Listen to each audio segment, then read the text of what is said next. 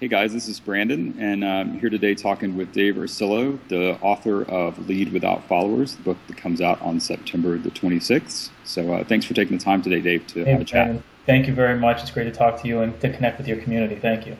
Excellent. So for those who haven't read your writing before, can you describe the basic premise of Lead Without Followers? What does that Abs- really mean? Absolutely. Lead without followers is a radical reinterpretation of what it means to be a leader. And basically, in a nutshell, the idea of this philosophy is to put what it means to be a leader, put emphasis on the things that are inside of you that you already have, just on the basis of being a human being, things that we can all these human traits and human qualities and emotions that we can nurture and practice, and that today are now starting to be scientifically proven to be keys to all sorts of improved physical health and mental and emotional well-being. And I'm referring to elements like compassion, gratitude, giving, selflessness, and all of these things that the human species has long espoused over history, but never really fully understood the actual physical biological impact that they can have. And it's putting emphasis, calling that leadership, because it really is leadership when you think about how your well-being impacts the lives of others and vice versa, and the impact that you can have in people's lives every day, especially in our interconnected world where we're so overlapping with technology. And it's also explicitly trying to get away from the idea that leadership is based upon the material measures and the social gauges of success, like money and power and status and job title and salary, financial income, and follower numbers. These things are the traditional measures of like career success, and we all use them to measure ourselves against others and so forth, and it's natural in a capitalist society. But those definitions of what it means to be materially wealthy and successful in one's career have become transferred over to the realm of leadership. And now when we see someone who is wealthy and with a lot of perceived popularity, someone like a Donald Trump type, we perceive them to be a potential leader that's worthy of being in a position of power and influence. And I think we need to really overturn that idea, because leadership is an intrinsically human quality that comes from within us. Mhm. So you mentioned gratitude, and I write a lot about gratitude here on my blog. How does that factor into leadership, and what do you think we need to see more of in that area? Absolutely. Gratitude, I think, is not only a cornerstone of happiness, but it's also a cornerstone of leadership. And here's how. When no matter what position you are in your life, if you're not grateful for what you have and for what you don't have, there's a very slim chance that you'll ever be happy and content, just in general. Gratitude has the remarkable power to shift your perspective and to make you feel content and humbled and kind of in the flow of things with life. And if you can't be grateful for what you have and for what you don't have, you're simply not going to be happy. You're going to always be striving and trying to attain things and not understanding why, once you get them, you won't really feel happiness within you. It's what we see in Hollywood so often when people get all this fame and popularity and money and status, and they feel empty inside. It's because they're not grateful, or they thought that those things would give them happiness. Hmm. Now, gratitude is also a cornerstone for leadership, because what I've realized is when you place emphasis on gratitude in your life and you pay attention to all the things that you have, and like I keep saying, those things that you don't have, like if you're healthy and you don't have an illness, it makes you feel very grateful for your health. And gratitude creates a natural want within you to help others, because you recognize all the things that you have, the privileges you have, the social rights, political rights, the material comforts, whatever it may be. When you recognize those things, suddenly it's like your spirit within you, your human spirit, your human core, feels very driven to want to give those things to other people, and help other people not only recognize their gratitude for what they have, but also have more physically to be grateful for. So, whether it's something like what you've done, Brandon, with sharing stories from the spirit of the Gulf Coast, and trying to get people to recognize, elsewhere, not only how these people have been affected by the environmental disasters in the Gulf, but also to be grateful for what they have and the advantages that they have in their areas of the world. And it creates this natural internal sort of want to help people, and that's genuine leadership. Yeah, I agree. I've found myself that the more I express gratitude for the things that I have, the more people seem to appreciate things in their own lives. And it reminds them that, Yeah. our lives are actually pretty good, Exactly, exactly. Yeah, we complain a lot, and it's natural because perspective is everything. And when you take for granted all the things that we have and the comforts, and especially our political and social rights, it's very easy to take them for granted and to forget them. But by like remembering them and sharing stories about them, it helps us remember, and it creates a cornerstone of happiness and leadership. So you mentioned politics. I know you have a background in politics. Can you describe a little bit about how you came to this place in your life and what you think our political system needs as far as a shift in this area? Yeah, I went into the field of politics in high school just in terms of internships and trying to make a difference and understanding what possible career avenues could open up for me. I was never really interested in being a politician, but from my youth and then what was really emphasized by September 11th, 2001 was this compelling drive within me to be a leader, to do something, to do good, and to do what I could in this world that apparently needed our help. And throughout my internships, I eventually got into an internship at the White House in Washington, D.C., and I had a cool interview experience in the West Wing of the White House for an actual job, which is a story I detail in Lead Without Followers. And afterwards became what's called a body man, which is a right-hand man kind of catch-all position for a driver, personal assistant, executive assistant, advanced worker, just like an everything like political campaign position. And throughout those experiences, I was very lucky because I got to see leadership in its traditional, conventional forms, in good ways and in bad ways. I got to see how one can be a quiet leader and just exert themselves very humbly, and I got to see how heavy-handedness and how heavy-handedness especially, but also kind of micromanagement seems to inhibit people's ability to flourish in their job positions. And it's something you can probably attest to, that when you're in a position where you're being told what to do and almost controlled, it naturally hampers your creativity and your innovativeness and all these gifts our creative minds have been given. And so when I look at the political system today, this is one of the bases of Lead Without Followers, is that so many people are disenfranchised to politics, rightfully so. They are very disillusioned to what it means to be a leader, very distrustful and angry with our political leaders and our elected leaders. And this widespread perception has created what I call the leadership problem. Today we think that there is a very deeply rooted fundamental problem with our leaders. And Lead Without Followers opens with this premise, and it says, what is the problem? What is the root cause? And by posing this question, the next step becomes we need to get away from politics altogether to understand what leadership really is.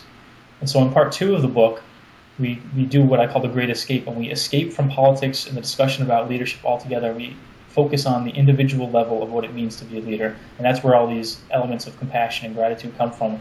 And by understanding what it means to be a leader in our individual lives, a leader without followers, not about the fanfare, not about the money, but being a quiet leader on the street amongst our families and friends, we get a pure sense for what it means to really be a leader. And from there, we can reapply it to politics and who we wish to have lead us. So for me, I think our political atmosphere right now, there's people today are openly rebelling against the modern political system. And I don't think it's because the democratic way is wrong or bad. I think it's very good, and I think it's what the human species needs in order to be free and to thrive. But I also think that people today are demanding that the way that politics operates changes, and I think it's coming into alignment with a very profound evolution that the common people, you and me, are experiencing today through this rapid empowerment and age of transparency and sharing of information through our technology and so forth. It's creating this kind of like a consciousness evolution where we and especially it's emphasized today by this massive financial crisis and how we see that our economic and financial overextensions can have such severe repercussions for everybody throughout our world. And now we're entering a phase where we understand we need to put our practices, whether it's business practices, governmental practices, international affairs, more in alignment with a sense of morality and justice and honesty, because those aren't just high ideals that we can hope to get to one day, but they are a pragmatic means to remaining within ourselves, to not falling out of alignment with our values and our sense of identity, the gifts and strengths that the American nation has from its founding, these unique and radical ideals that every human being is necessarily equal and deserving of rights and happiness. And those are the things we need to kind of return to. And I think that an alignment with a shared morality and sense of balance is important for that. And that's what people want in politics today. That's excellent. It's heavy subject matter for sure. Yeah. I do a lot of work with youth and kids. What would you say to kids that are paying attention right now, that are trying to do things to make the world better and want to participate more in the process? Is this a book for them? Yeah, absolutely. I think this book is really going to speak to a younger generation that has grown up really with only knowing a world that has been kind of suffering. We still are very, like, as we discussed, we're very privileged today, and we're still very comfortable in spite of living in this time of tumult and discontent and anger. But I think that kids are really going to feel that, especially teenagers and young adults who are coming of age in this world, feeling very disempowered to change. But I think it's a part of their core that kids really want to make a difference. And so I would encourage them to embrace the concept of being a leader without followers, to not wait to get the things that you think you need to qualify you to be a leader, because you can exert leadership on an everyday level, and really there's no limit to how far that can reach, especially in this age of being able to, like we're doing right now, chatting over Skype, thousands of miles away, or give or take several hundreds, whatever, and it's the problem that I recognize and I detail in the book is that when I was a little kid, and teachers would tell my parents that they thought that I exemplified leadership qualities. I said, I'm not a leader, I'm a kid. Like, what am I going to do? And as I grew up, I found myself still trying to gain more and elevate my sense of status and get more money and look for these material things that would give me permission or validate me to call myself a leader. And what I realized is leadership comes from within you. And so if you feel that drive, that want to help, you are a leader already. It doesn't matter what you have or don't have. It doesn't matter what the size of your wallet is or the number of Twitter followers you have. If you act like a leader, then the followers will come. People will gravitate towards you. You will radiate just a natural energy, and the want to give to people invites people in. And when you give more of yourself to people, to strangers, to family and friends, to people you work with, just to the people you encounter in your everyday life, people gravitate towards that because it's a part of our human core. It's a part of our fundamental connectedness that binds us, and it's the essence of leadership. And we need to start calling that leadership more, and not just a nicety or an ideal, because it has the capacity to reverberate and change the way that we think about leadership on a national level. You just basically hit on everything that I believe and why I do what I do, and why I continue to put this message out there every day, because I see in my own life that just by being an example for others, and not in a preachy or judgmental way, just doing what I do and putting it out there in public view, that people naturally gravitate toward it, and they see Yeah. that there's another way of doing things. So, Right. It's remarkable because when you choose to act like a leader and you call yourself a leader without followers, it's not about the title, but when you do, when you live your life from a place of goodness from within you and not about just about gaining fame and attention and stuff, you benefit other people's lives. Other people feel it, and they are better for it.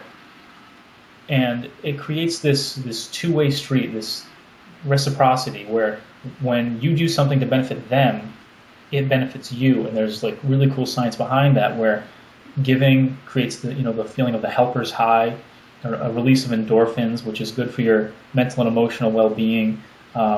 Even something like witnessing compassion, just witnessing somebody be compassionate to somebody else, can encourage a creation of immunoglobulin A in your saliva, which is an antibody. So witnessing compassion actually bolsters your immune system. So it's like human beings are fundamentally hardwired to be leaders in this way, because when we see goodness, we want to help more. When we help more, other people see it. And I think you're exactly right, Brandon. It's what you do individually and within yourself can profoundly change the world. Whether that world is the world that you're living in right now in your neighborhood, in your community, in your town, or if you put something online on the internet, it's picked up by the mainstream media, it can reverberate loudly. And whether or not that moment ever comes, that viral moment where everybody starts to pick up on what you're doing, it doesn't matter, because they're still impacting the world positively. And when enough people get together and do that, it can, there's no limit to what goodness can be sown. Something you just mentioned there reminded me of something Wayne Dyer talks about, which I know you're a fan of Wayne Dyer. And he talks about when he reads the news, or when he's, reading things or flipping through channels or whatever, and he sees something that makes him feel good, he stays on that channel. If he sees something that's about war or death or murder or whatever, he just doesn't choose to participate. He chooses to move on to something that makes him feel better. And it reminded me of, recently, I believe it was a couple of days ago, there was a crash. Motorcycle a driver was stuck under a car, and you had all of these people pushing the car up. Yeah. And, I got that same feeling of like, wow, these people are incredible that are doing this and putting themselves in harm's way to help this other human being. And I think that it's important that we spread that positive message, that's the kind of thing that we celebrate. Those are the kinds of things we tweet about, or that we post on Facebook, or that we talk to our friends about, not the gloom and doom and everything's terrible. And, because it has an impact on people. We don't realize it necessarily, but the things that we choose to celebrate in our own social media world, for instance, does have an impact on other people. Yeah, absolutely. And, that's the idea of perceptions influencing and actually creating reality. It sounds very sci-fi when you first hear it, but in a lot of very simple ways, your perception of things influences what reality becomes. And again, your perception of something like an illness, a disease that you might have, or a simple cold, or whatever it is, hope is actually shown to be one of those things that bolsters your immune system too, especially for the elderly. So again, these emotional traits and qualities, these very human ideas, influence and can create a reality. And so the urgency of writing Lead Without Followers is, if on a scale of hundreds of millions of people, we all believe that America is headed for implosion, that the state of our world is beyond grim, that we can't do anything to make a difference, and it's all over. America's best days are in the past. Our world is screwed. What chance can we give ourselves to prove ourselves wrong? So we need to start at least inverting this idea that things are worse than ever. And we need to start small in our everyday lives and looking at the things that we're grateful for. And then what we do individually within ourselves to find this source of inner leadership as a leader without followers, we can then actually use the very same process to apply to a national level. And we can say, as an American nation, how can we rediscover our genuine sense and source of leadership? And it comes from the same exact things of reflecting upon our gratitude, what are our gifts and our strengths and our rights that we have that are very unique to us. That will create a natural want within us to give more to people. Imagine, refocusing our diplomatic efforts and really kind of maximizing our reach in helping people around the world, and putting new emphasis on that, and how much goodness that can sow, and how other nations will want to take that lead. And it's the very high ideals that we have can be embodied in very simple and pragmatic ways every day, and that's what Lead Without Followers really tries to encourage. Excellent. I know you're taking this on the road in the fall. Can you tell us a little bit about the tour? Yeah, I'm putting together pretty much a self-funded book tour, and I'm going to be traveling to hopefully 10 to at least 10 and upwards of 20, 25 cities, depending on, it's going to strictly depend on volunteer help and coordinating with people like you in Atlanta or wherever you may be at the time, to organize not really, big deal events, but small meetups, whether it is for a beer or for a coffee or like a small group circle where we can talk about these ideas. The point is, it's not about this book itself and my mission. It's not about providing the answer to anything. It's about encouraging you to rethink things and to take it and make it your own. A leader is supposed to create more leaders, not followers. A leader wants people to take up the torch themselves and make it unique in their own. And that's the part of the book that you yourself are in, Brandon, is the part of the book in Lead Without Followers called How to Make Giving Your Own. And this idea of following a sense of purpose and passion that resonates with you, because it's not just something to do, it's actually what drives you and what motivates you and what carries you on. And so I want to bring these ideas to people and discuss them with them, not only to teach them, but to learn from them.